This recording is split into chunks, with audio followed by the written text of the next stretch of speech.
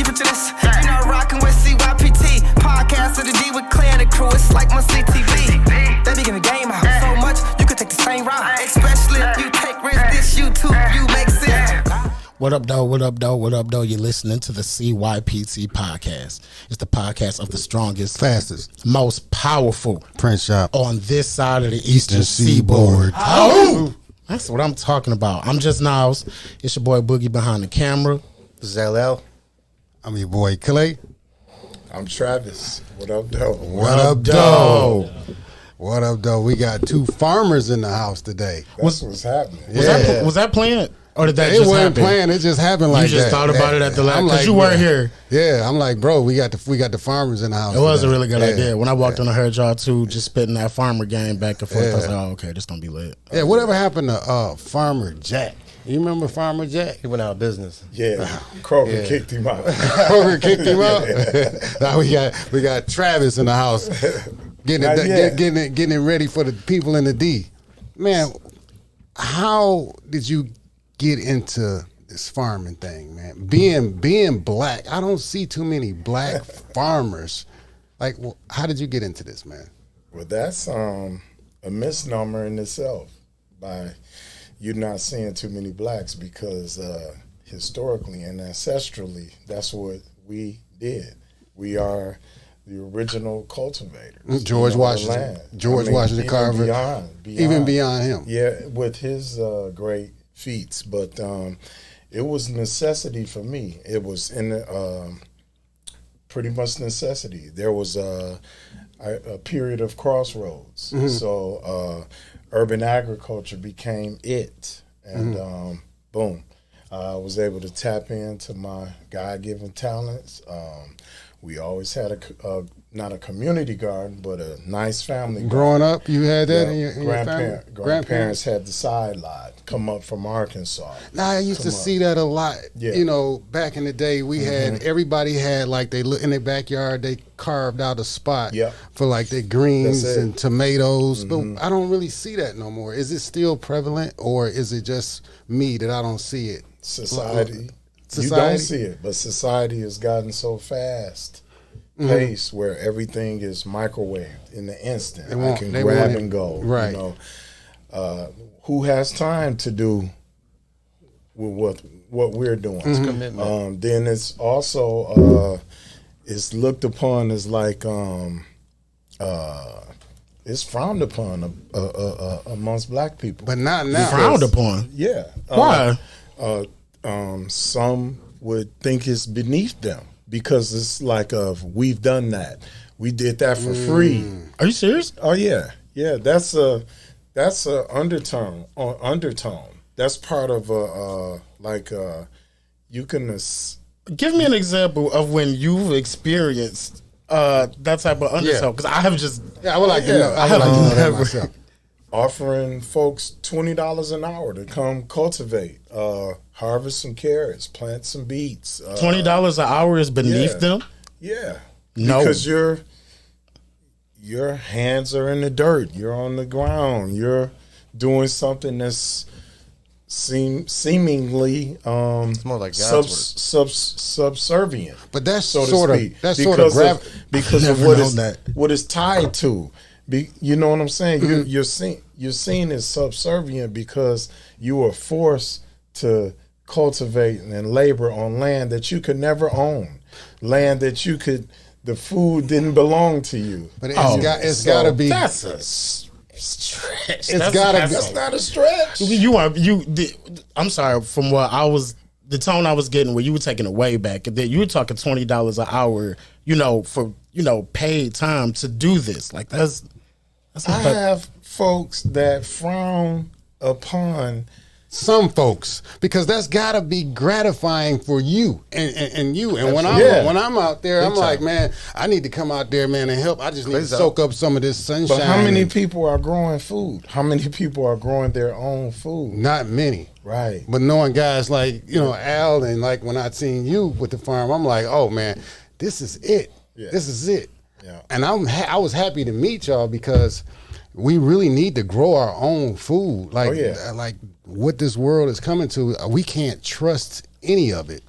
And you got like all this fake food and Absolutely. and food that's grown with pesticides. Yeah. Talk a little bit about that.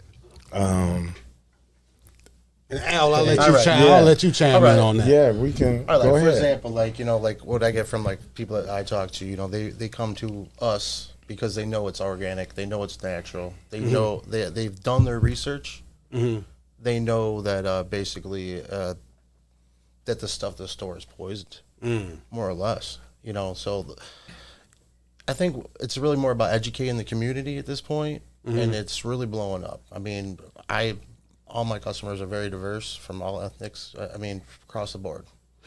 I mean, I know why people put pesticides and stuff on it, but give me some of the reasons why they do this type of thing to food, and why, you know, growing it naturally is just a whole lot better. Just explain that a little bit. I would think because it saves money. I mean, really, It's all a money thing. It's all about money. How's You can grow more. So if I eradicate the pests, so if I have 10,000 acres of spinach, and spinach draws a certain moth or some type of pest that'll just, you know, And that's usually your main crop. That's usually your main crop. Right, your main crop. So I'm not going to lose that crop. Right. So I can drop some cheap pesticide on that, and I'm in market, regardless of as long as it passes standard, Right. the FDA, Yep. or you get that stamp on it. So we got to think it's around 30 countries in Europe where our food that's in our grocery stores, it's a no-no. But pests will inevitably come, right? So how do you ward off those type of, you know, creatures that come and gobble up your food?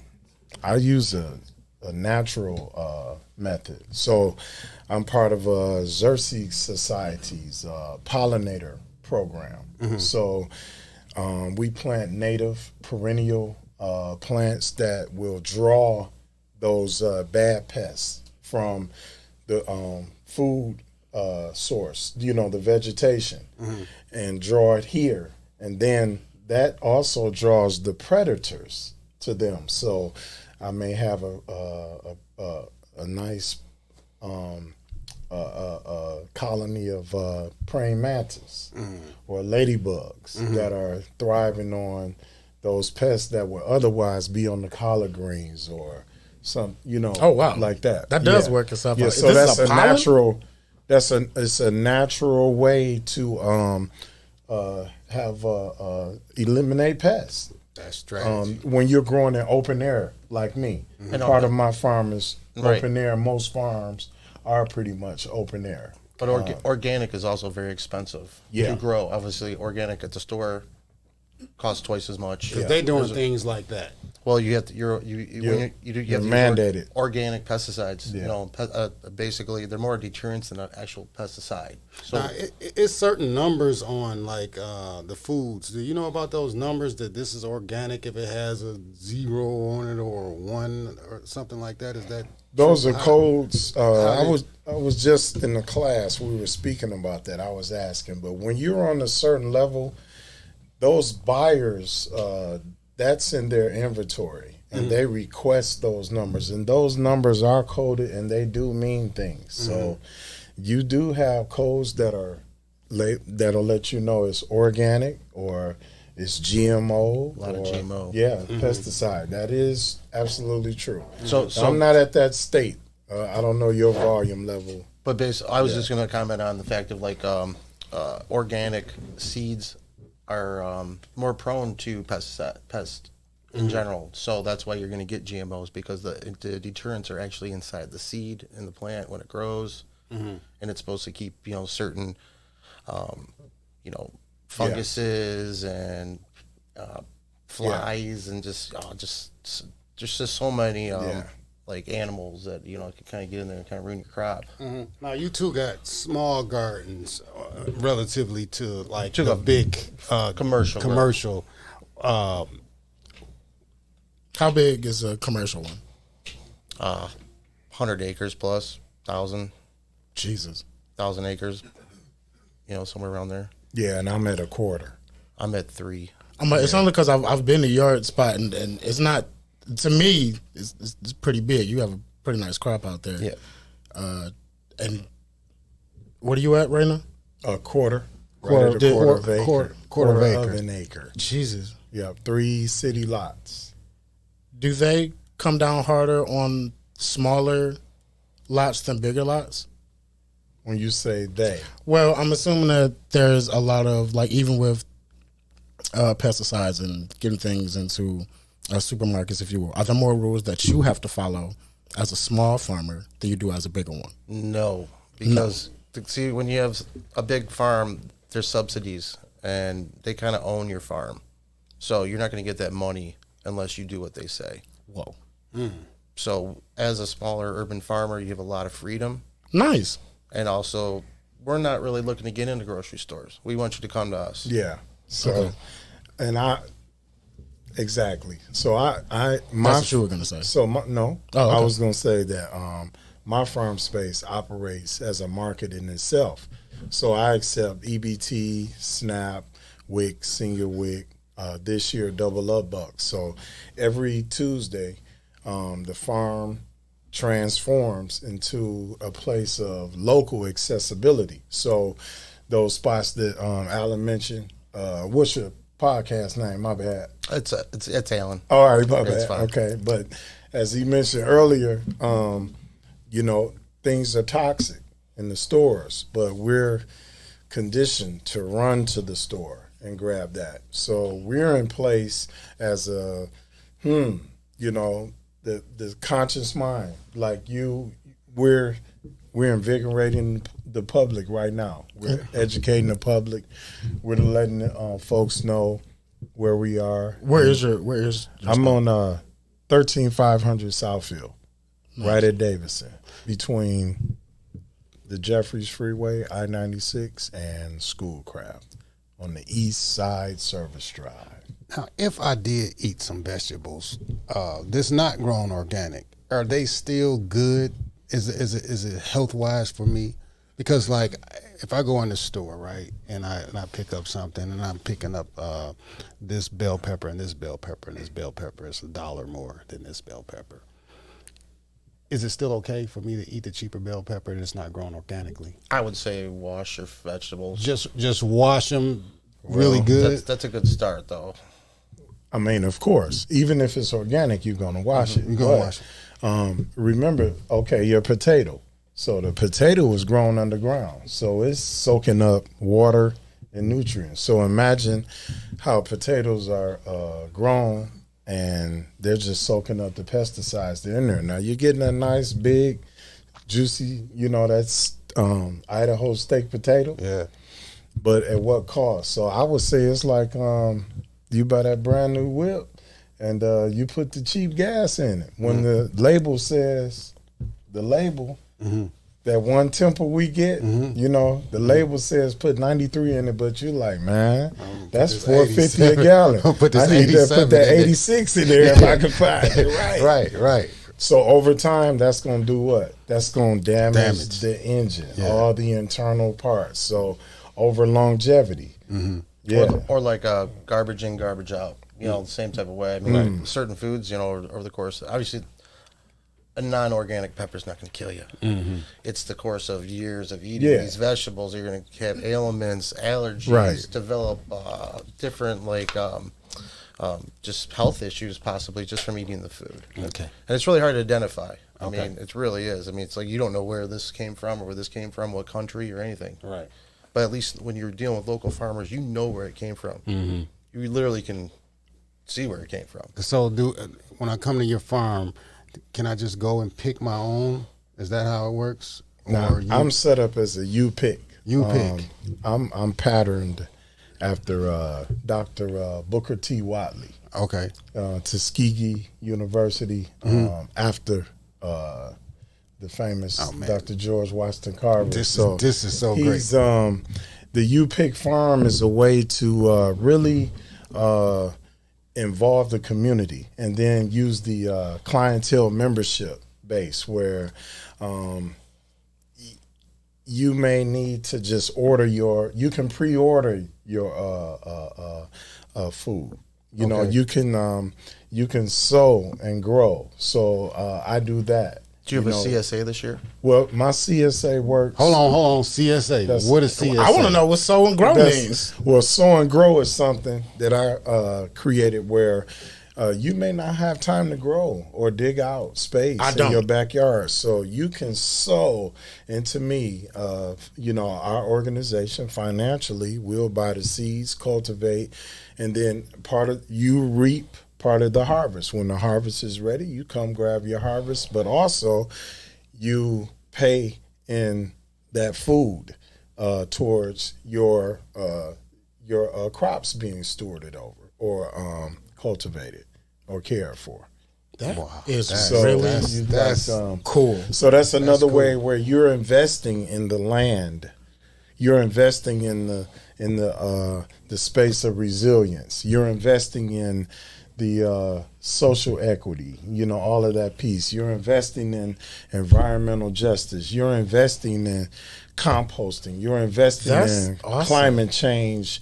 All of that. So and grow. Yeah. And you only grow vegetables? Yeah. Okay. Yeah. So the CNA tomato is a CSA. So that's a community support agriculture program. Okay. Yeah. Which is the same. So that's what clientele membership. Absolutely. Do you do that as well? We're actually going to start one this year. So yeah, that's a great benefit. So that's like the Amazon method of ordering your food, so to speak. Mm-hmm. So farmer like Alan, I know where he is. He's close, trusted source. I can order my whatever's comes to season. He may do 10-pound boxes, 15, 20, and whatnot. Mm-hmm. Are you guys giving a catalog for this? How do people know what they can do? Or it's all custom? It's kind of based on, so some people, you can get just fruit, like strawberries, raspberries, blackberries, depending on your crops like that.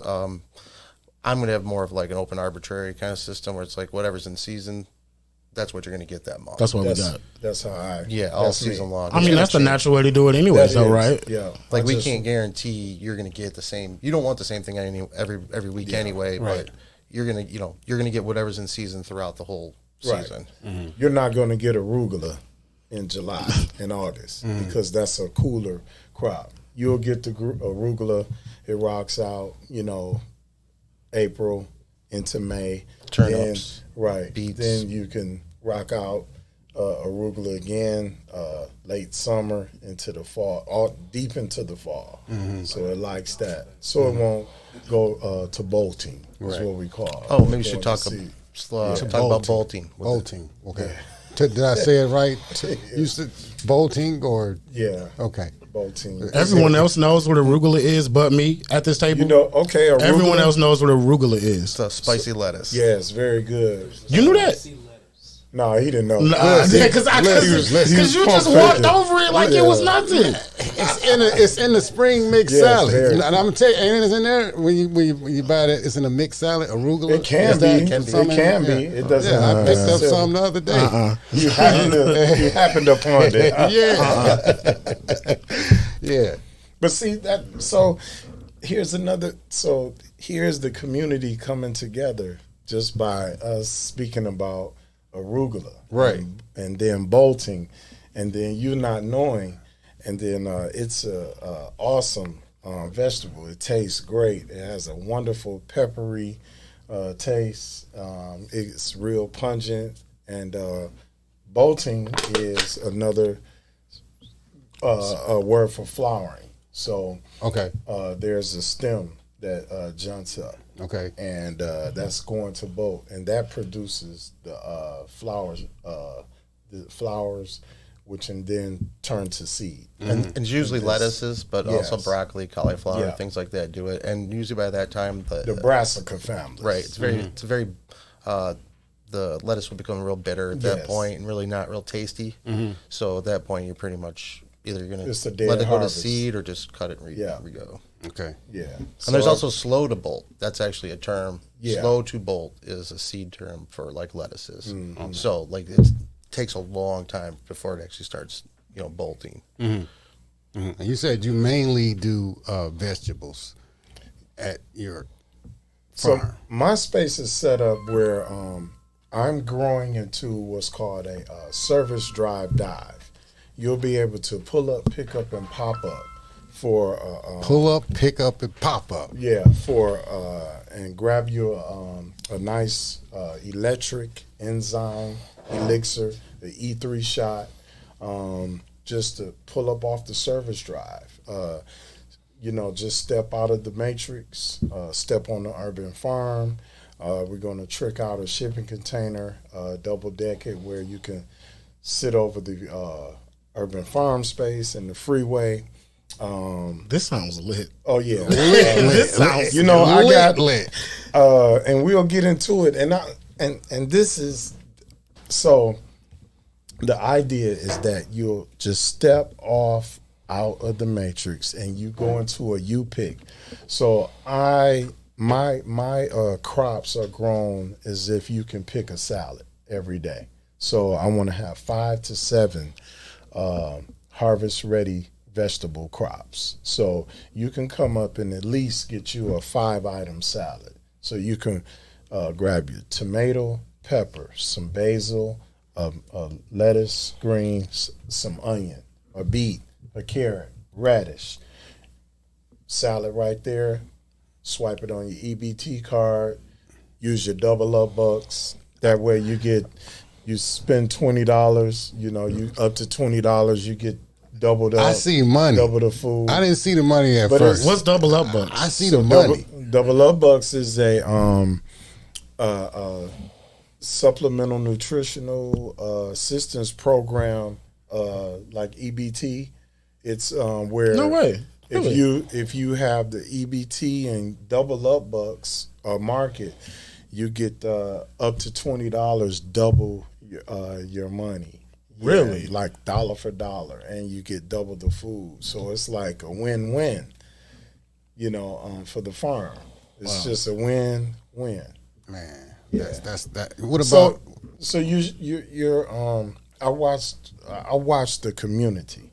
I'm not even gonna lay it on the youth, but I watched the community, like trek up and down the service drive, and they run to the gas station for their food source and walk right past. And I literally want to reach out and like, hey, I know it's labeling. But I want to say, hey, run that EBT over here and grab you, chop on this celery and get you some real good nutrients and scrub your colon and, you know what I'm saying? And then come back and holler at me again, something like that. But I'm riding down the Southfield Freeway every day, and I'm on my way to work, and I look up and I see this greenhouse. Yeah. I'm like, it's a greenhouse in the city of Detroit.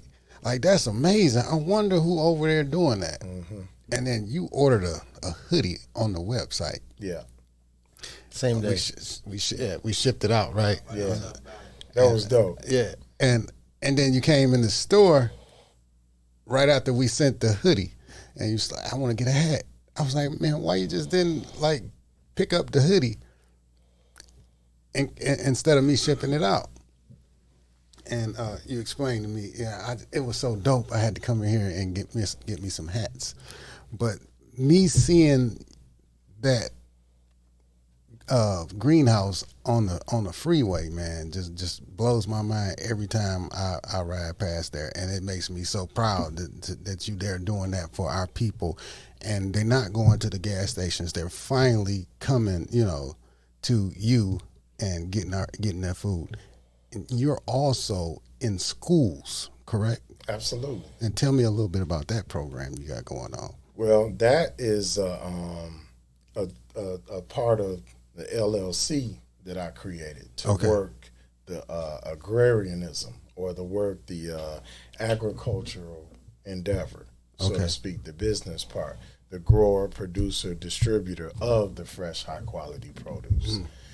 So getting in the schools is just that way of providing nutrition at the young level. At the when the organs and the children are vibrant, get the taste buds used to eating fresh produce, not the palate used to eating when they come home from school the pizza bites, every day. Hot While Cheetos. I know hot Cheetos are waiting Right. on me, things like that. So I even went at it with the microgreen perspective. Usually I'm thinking like small, it mimics, the nature of a child. It's a baby, looks So baby friendly. carrots, baby exactly. smaller things. But really okay. the shoots and sprouts of I experimented with I did a rainbow radish with dill and broccoli rabe. So you're really trying to appeal to the youth. So yeah, this was the way when they it just made their palate explode. Like, what's that? So then microgreens are the cotyledon, the embryonic, the first two embryonic. You're getting heavy here. No, well, Okay, break it down. the first two baby leaves, the embryonic, the first two leaves of a plant. Okay. They have 44 to 40% more nutrients. They're more nutrient dense than a mature leaf of that same plant. And these are fruit. microgreens. These are microgreens. So Okay. it's a great way to get a power punch of nutrients, on a daily basis, a more consistent base, and a more, I guess, impactful way. You feel me? You're not going to knock a whole salad down every day. Most of us not. So you don't need that much. But you might cut you 2 or 3 ounces of microgreens, drop them in your smoothie, let that blend in, and Here's a good ratio. Also radishes, right? Everyone loves radishes, right? The equivalent is you'd have to eat 40 radishes to 1 cup of microgreens. Yeah. So basically 2 bags. What? Yeah. What? You'd have to eat 2 bags of radishes full. for 1 cup of the nutrients you can get out of microgreens. It's amazing. So now think about this. Not only that, so think about the space in the farm, the time, the water that's used for that. Microgreens turn around every 10 to 14 days. Yep. Tray here, tray there. So it's That's better. Microgreens. But they are quite a bit more expensive. That's better than marijuana, man. Yeah. They're more expensive, even though they're smaller. It's probably cheaper than marijuana. Time It's probably more out. expensive. Wait. Why is it more expensive? It's smaller. You said I thought it took Because the seeds, less water, less time to Seeds. produce something. The seeds. the seeds. The seeds are more expensive. Yeah. The amount of seeds you need. So imagine a tray like this. Okay. I'm not sowing a seed. I'm dispensing seeds. This is dense with seeds, and this is gonna come up. You feel me? So that's like Oh, okay. seeds. But you only gonna get this little. Yeah. So it's not a high yield, is what But you guys are saying. it's a turnaround. Every But it 10 is to equi- 14 okay, days, okay. I'm doing 2,000 to 3,000 seeds. So if I have a large operation, I could be doing what? Man, you could be doing pounds. You're in the pounds of seeds now.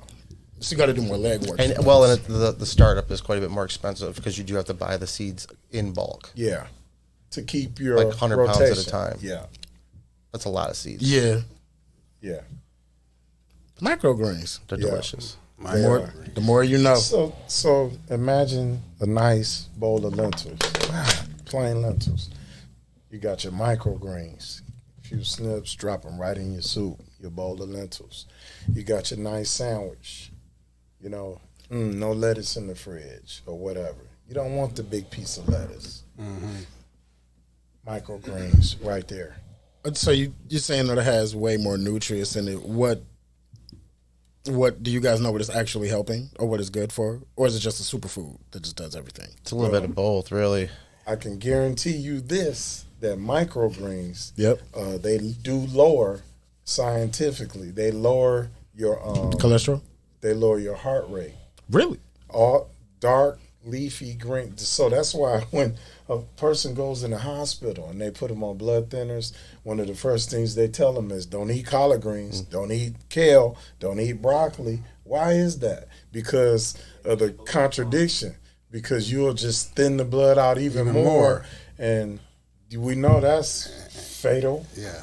But why not just give you the. So here's another thing. So here's another thing. That's crazy. So here's it's a money thing, man. So here's your urban farmers, like ourselves, your local, accessible, organically grown food in amended soil, in regenerative practices, nature's way.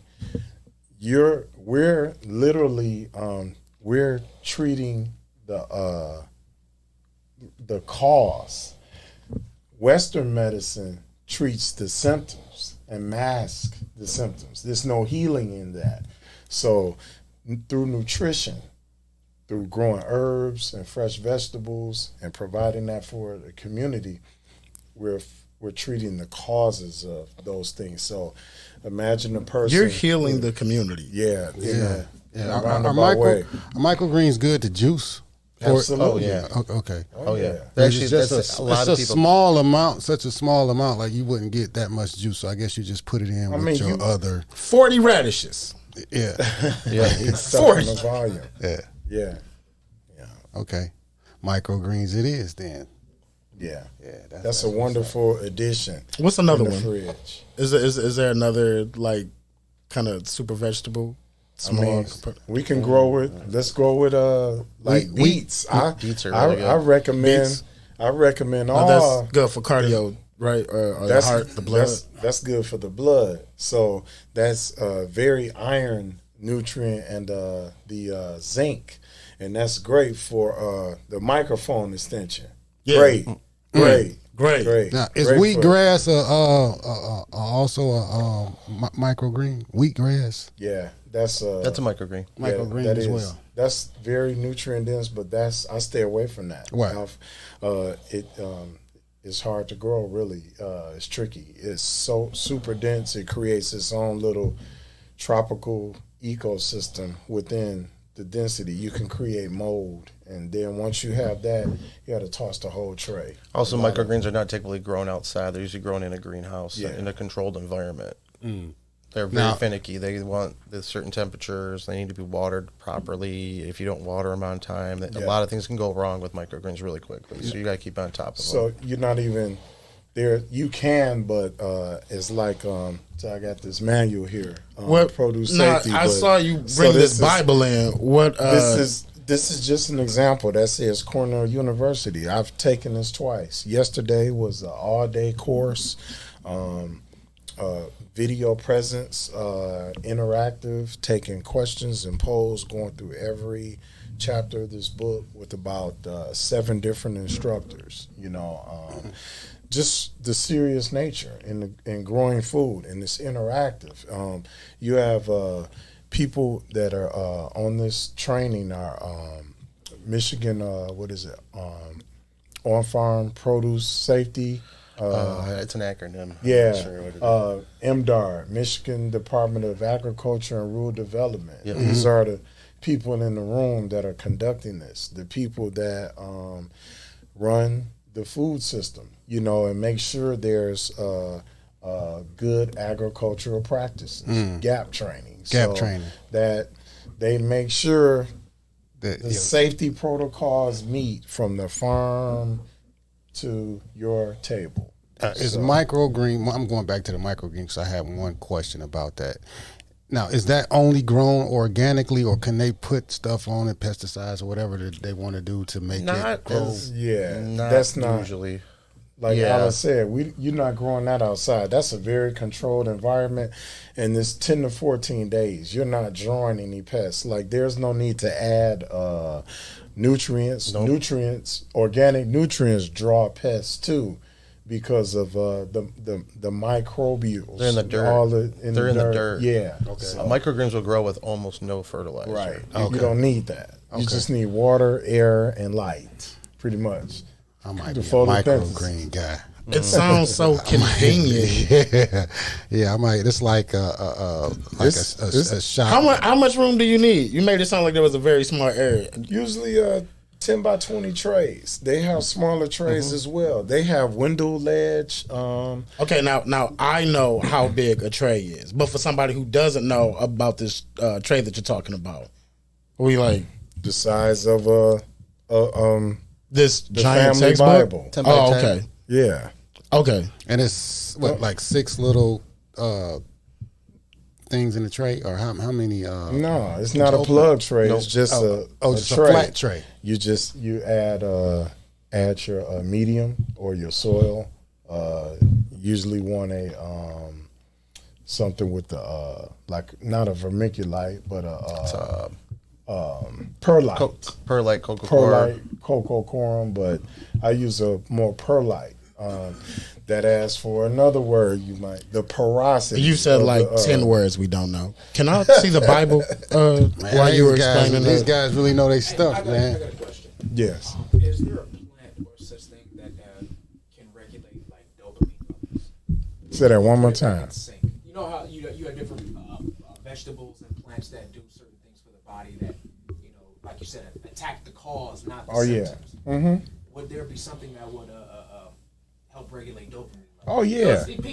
Absolutely. You know, a lot of foods and drugs we take, you know, has addictive qualities to it. So, Absolutely. and that releases certain dopamine in people's brains. So that's what.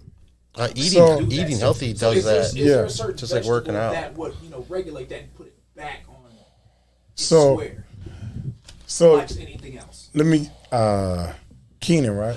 Repeat his question, because I don't think they could hear because he doesn't So have a he microphone. was saying, are there plants or things that can be eaten and sown and grown that can help regulate dopamine levels, right? So, just to give you an example, lemongrass, lavender, these are things that are scent based that help release certain dopamines to heighten the senses and heighten depression, criminal activity, things like that. And you said lemon what again? Like lemongrass, lemon balm, lavender. Those things are like they work in that sense. So the plants have a direct correlation with how we think. We can Another common one is oregano. Oh yeah, Oregano. Yeah. Everyone's had. I knew it. yeah, Oregano. Oregano. Yeah. Now, too much of something Absolutely. can actually be harmful. Can too much microgreens be harmful for you, or too much? Because I'm on a microgreen, or too much oregano be actually harmful to me. I guess anything. I mean, eat it's too many. like- If you eat too many oranges, it's like I'm not going to eat a whole pineapple. Like your the- body the- is the going to ki- tell you. So say if you're eating a pineapple and you keep going at the pineapple, eventually the roof of your mouth is going to tell you that's Yeah. too much acid. So Yeah. it's like that's it. But these So- these microgreens are like concentrated, so it's like can you get too much of it, or can you get too much No, I don't oregano think you- oil? Well, that's an Yeah. extract. Now we're talking about Yeah. extract, so absolutely. That's like nutmeg oil. So you can nutmeg oil. You can almost like have the effects of ODing on. Whoa, Yeah. what? Oh yeah. No. Yes. Yeah. Yes. So I as in part of my invisible impediments, I have the worst. I've been diagnosed with the worst migraines that the Veterans Administration will even compensate you for. And I chose the meds they had me on with knockout. Put it like this: the pain meds they put me on disqualified me from driving the UPS truck that I drove for 19 years. Oh, wow. So I had to go with a non-opioid way, and the closest thing to that was nutmeg oil. And too much of that can send you on a high, real, like nutmeg oil. Now, do you Flat out. you grow? Nah. Where can you buy nutmeg oil? Nutmeg. They tuned in at dopamine and nutmeg oil. We won't talk about morning glories, flowers. This is a way to make some real cash out here out there. Nutmeg oil. Yeah, nutmeg oil. Get paid. Be right around the corner out there selling nutmeg oil. This is school, Cornell University. Yes, they provide that training. That's like they've created that docket, and the Michigan Department of Agriculture and Rural Development uses that for their good agricultural practices. How long is the course that you have to take? This course was provided in a one-day virtual. Cameras on. This book is huge. Yeah. That was I took it last year as well.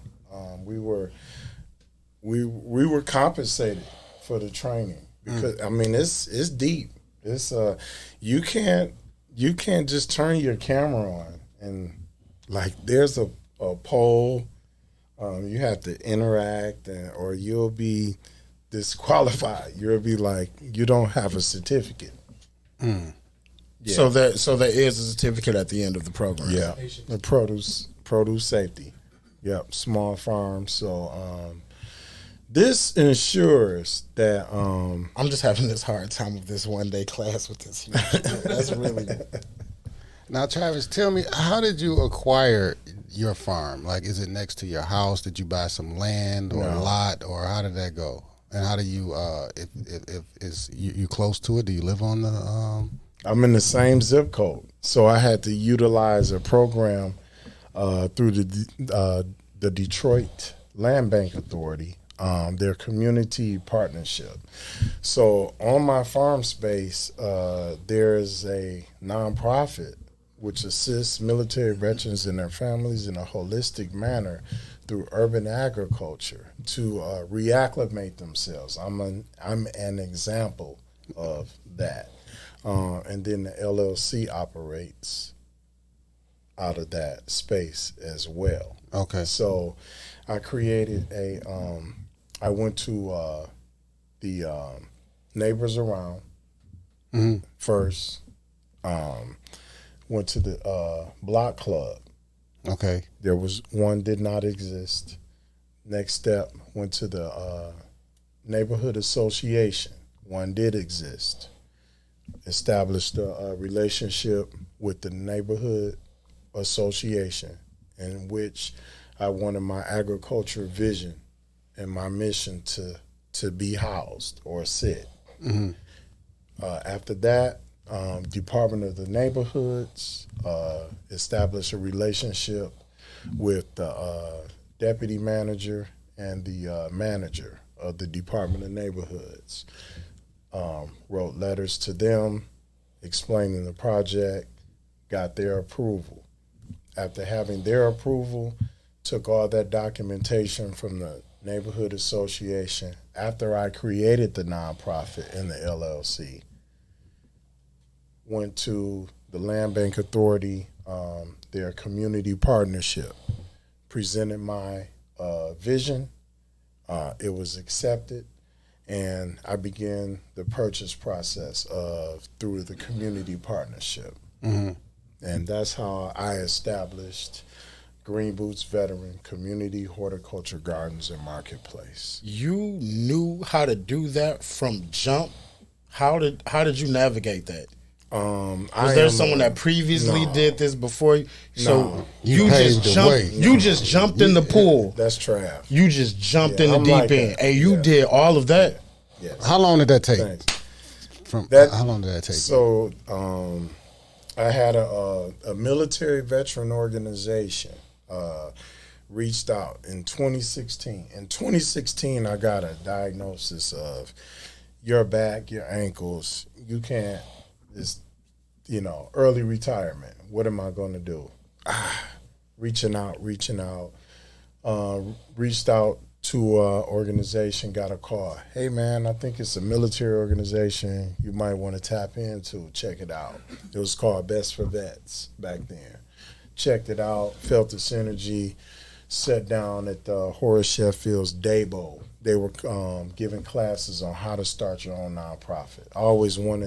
I have a spirit of philanthropy. I just didn't have the resources, or that Ross Perot type bank, you know what I mean, to dole out funds to the community. So that's embedded in my heart, to just give and it shall be given unto you. You know what I mean? Just that part. I always wanted to serve in that capacity, serve humanity, my fellow brethren. That's that. that's a drive too. But going through that Dabo process that Horace Sheffield had taught me how to develop my own nonprofit. I literally wrote it out, the bylaws and everything. I went through the class. I wrote down what my mission is. We all sat in the room. And if anyone wants to develop a nonprofit, if anyone has a business idea, and you think said that. And me I said, right I'm now. like me, I do, because I saw out of necessity, it was no more UPS driver. It was no more 35 an hour. You know, that was, yeah. So you went from back pain and bad ankles and driving in a truck to farming. Pretty much. You know, I was kind of Yeah. with a bad back. Yeah. And it wasn't feeling real good, but now But you're it's- feeling a lot better, I assume. But it's that, and I'm not doing I'm able to manage, you know, and grow foods that literally grow in my face. I don't have to spend time on my knees or bending, you know. Say okra, that grows right in your face. Tomatoes, prune them up. Indeterminate, they'll just keep climbing the vine. Oh, and use grow one of right those up in your words. face. Yeah. My bad. So indeterminate. We should talk about yeah, that. Yeah, I mean, it's. But we might have to do a part 2. Oh, yeah. Farming part 2. I'm down with it. But, Absolutely, man. But just getting back on how I got the land, I went and established that nonprofit, presented all of that, and it's been growing. So August of 2019, I got the first deed of the 3 lots. And this past year, I have a complete release of the Land Bank Authority's interest in my property. So it's like it belongs here within. Yeah. So, and that's part of the whole nonprofit of providing services for veterans where they may fall through the cracks of the veteran administration. You know, the VA doesn't reach all veterans. Okay. So like my logo, Green Thumbs, its roots reach down into those dark parts and find nutrients. They find water sources. Say really good logo. Yeah. Say really. Really good. But hey, you know what? On the real, I have been coming here as like just I need a quick tea, I need a quick this and that, but I realized that Was that story earlier how you ended up here? He ordered a jacket Yeah, online, ordered a and he hoodie was like, "This online. is fire," Yeah. and he had to see where it came And from. I always wanted to know who owned that farm when I go past, and he came in, and I was see how like, that he was out. like, "You the guy that owned the farm?" yeah. Oh, And he man. was like, I got somebody for you.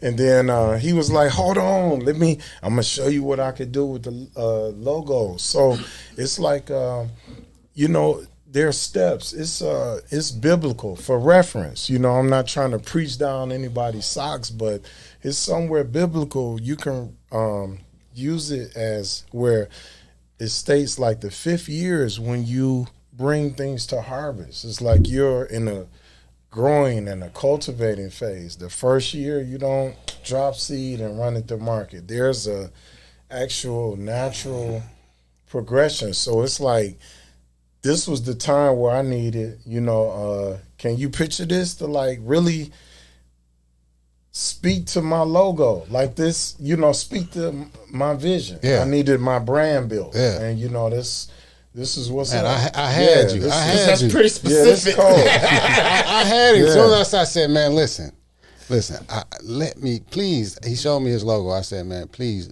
let me do this logo yeah. over." I said, "Listen, you ain't even got to pay me. I want to do this logo for you." Was it that? Like it was that. I said, "Pay me Was later. it that bad? Pay me later. Pay me later." This is how confident I was, was in that good. me producing no, you his knew. logo. So just don't No, even I was worry talking about the old one. Just No. The old one was it's dope. Yeah, Retro. yeah, Go but, get. yeah. but He got the retro and Yeah, he got the new. but you already He know I modernized. could. I modernized. I understand. Yeah, I understand. yeah. You know This how is you- sweet, but yeah. You know how Yeah. you we got young fellas in here. They might not remember back in the day. You know, most folk just got a Cadillac. Cadillacs come tricked out, but it's that one guy that got that extra chrome piece on the side window, or you know the fender well, the fender markers. Remember that that went out on the hubcaps. That's what this is. The modernization Yeah. of the logo, like y'all did with CYPT's logo when you gave it like color. Yeah. You know, it was the hands at first like this. And we just did something, you know, a little different. I mean, we got the retro, and then we got the, you know, the new one. Oh yeah. But indeterminate. So indeterminate means that I get a indeterminate amount of. It's not a determined. Right. So it's not a set amount. It's indeterminate. Means as long as the weather provides and the environment is correct and I'm growing this, I'll have an indeterminate amount of tomatoes to pick during the growth season. Right. So Go basically, ahead, basically the plant keeps up producing all season long as long as you provide it everything it needs. Tomatoes are really popular for this.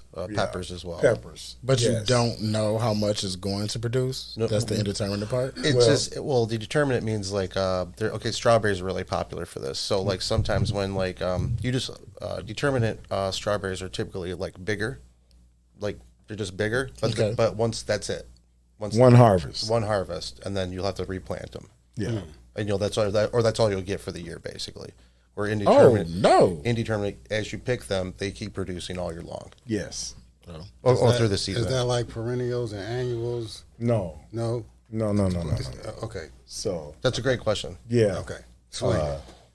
It's just that on that annual plant, you have to plant a tomato by seed every year or by transplant.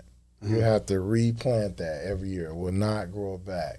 It is a fruit. And it produces its own seed pod, which is the fruit.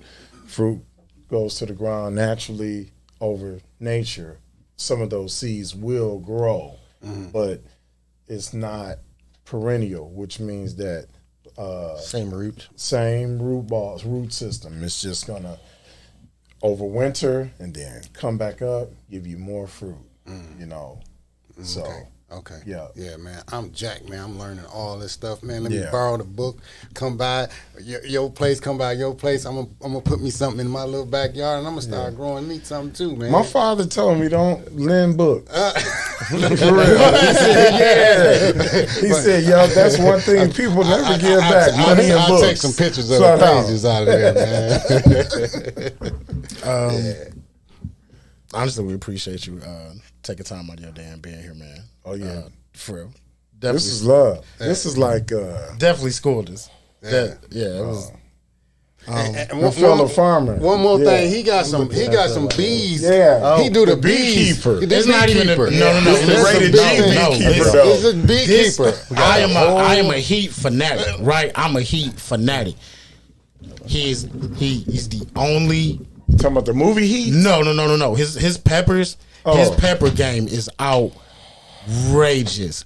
What you got? He hit me with a bird's eye, and I was really trying to be cool. Bust out in the sweat. Oh my God! I had never immediately felt heat from my toe to my hair. Immediate, and I was like, and this guy eat the hottest. No, I love it. Like I was like, I'm just walking on this stuff. What's the brand or variety? Pretty much. I mean, everything from like scorpions, habaneros, ghosts, different varieties of all those.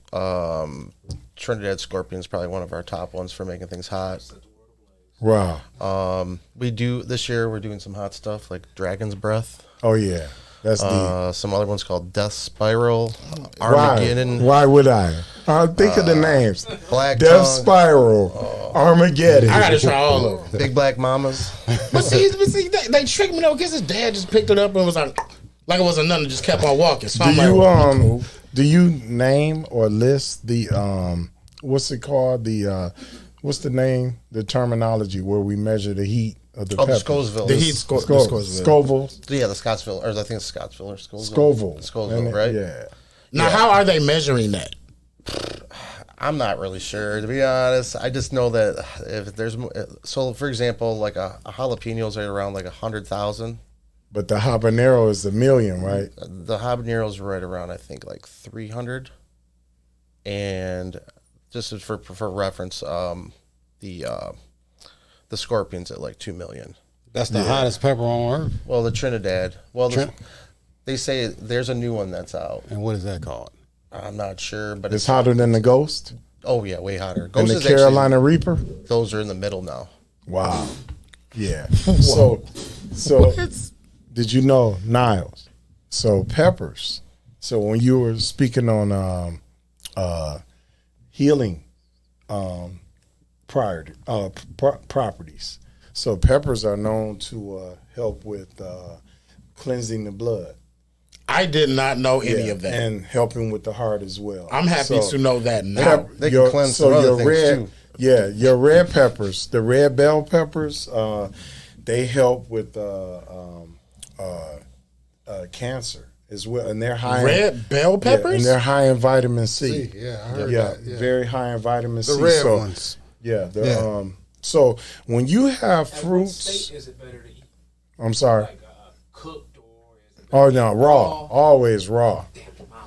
or just like blanch, but dice them up. So you see, there's a way you can get a food processor and dice up your red bell pepper if you don't like crunching down on that pepper, and you can hide it.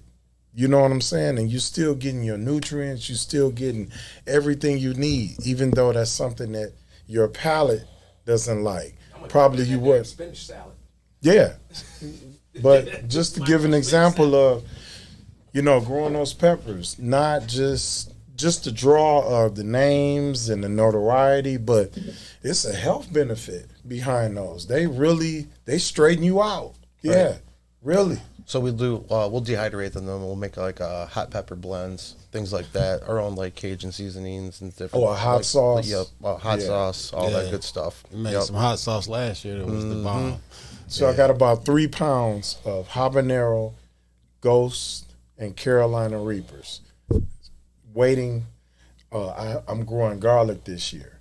So with the garlic I harvest, I'm gonna make I'm gonna use the oldest method of fermenting known to man, honey.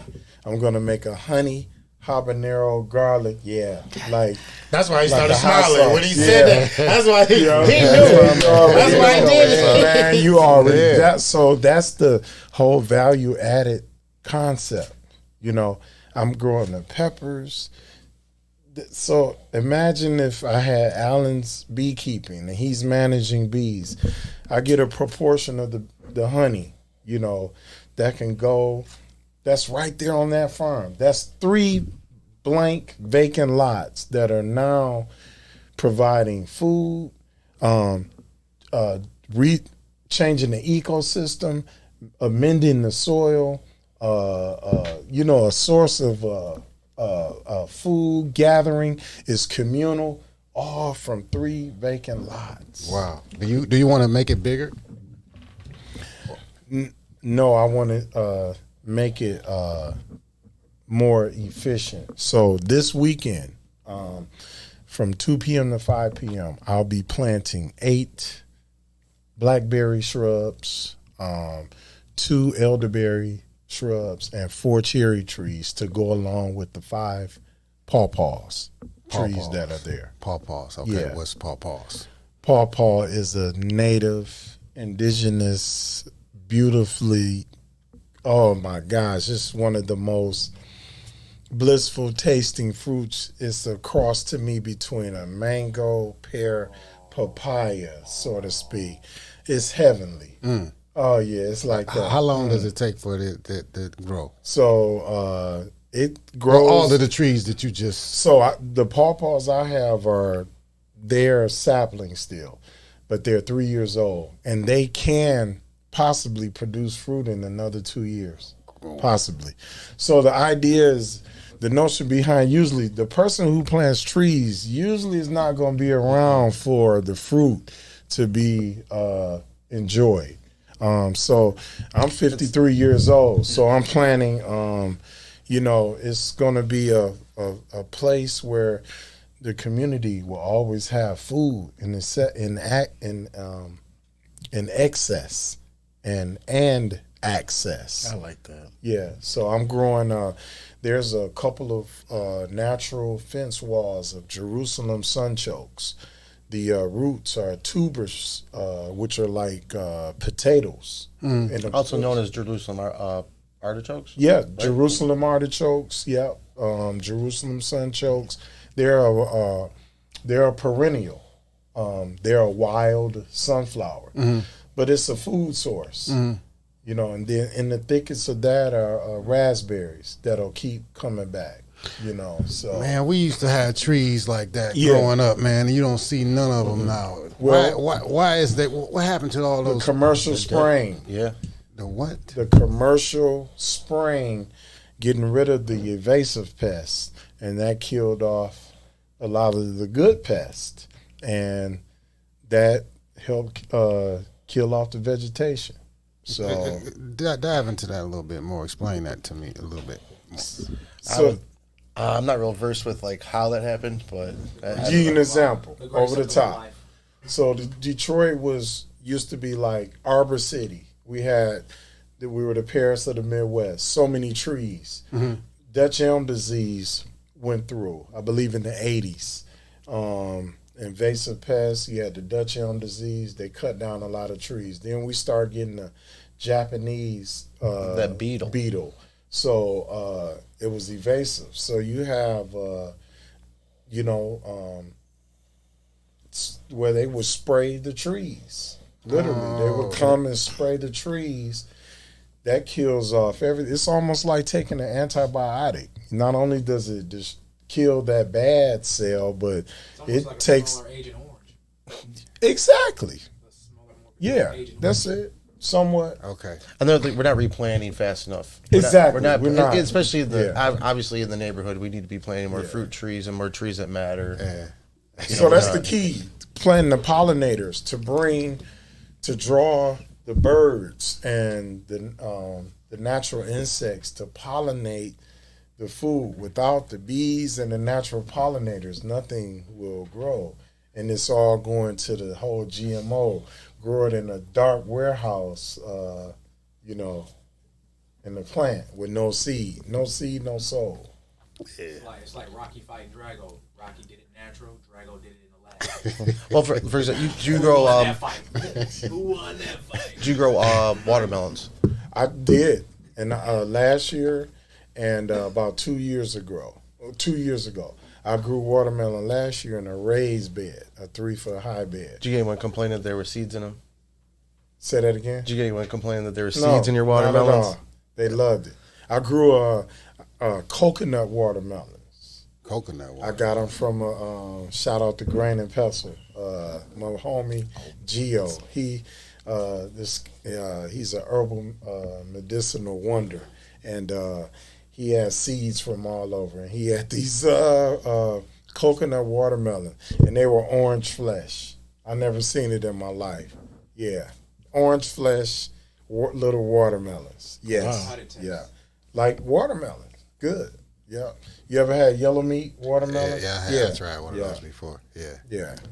Really appreciate what you do for the community, man. Yeah, we really do, man. Keep doing it, y'all. Keep doing your thing, and you do your thing, and you do your thing. Let everyone know how they can get in touch with you, together. and let everyone know how they can get in touch with you. Let everyone know about this Papa's Honey, how they can get some of this. Y'all can come up here. Can you picture this? I always have. I need some of that right now. Come here. On deck. There's a couple of bottles, so if y'all want some Papa's Honey, come on down. Come up on deck. Come on up here. We always got it. Yep. And tell them how to reach you. It's Papa's Honey Farms, Papa's Honey and Vegetable Farm. We're out of Taylor. We'll be starting up end of May, going until end of season, and I'm sure we'll be going to be linking up with Travis. Yeah. And doing some bee stuff, and I'm sure we'll be back on to talk about some updates. Oh yeah.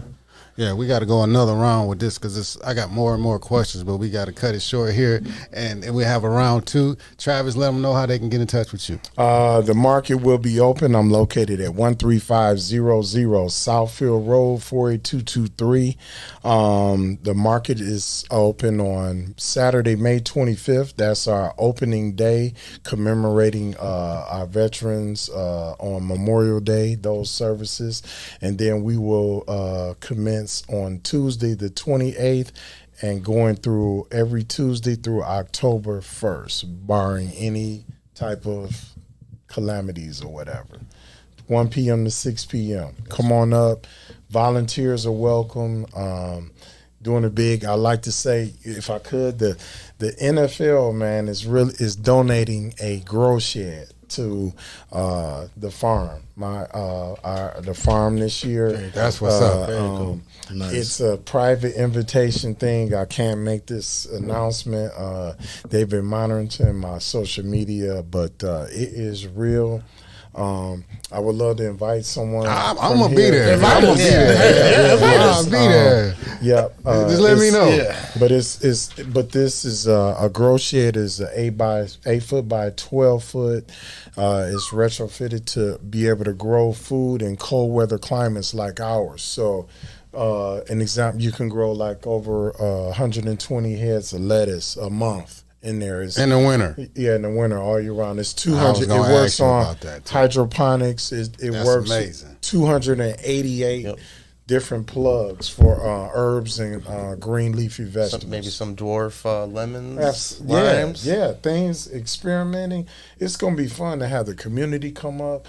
It's going to need to be operated. It's a place a veteran may need a job who can't get a job somewhere else. They can come up, man, the grow shed, do some work on the farm, play.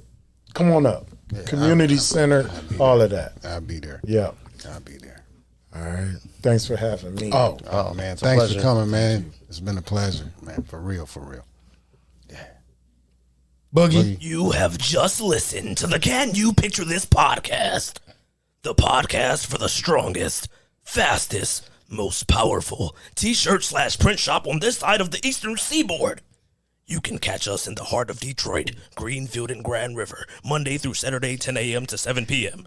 Our address is 14223 Greenfield Road, Detroit, Michigan 48227. Our phone number is 313-273-5000.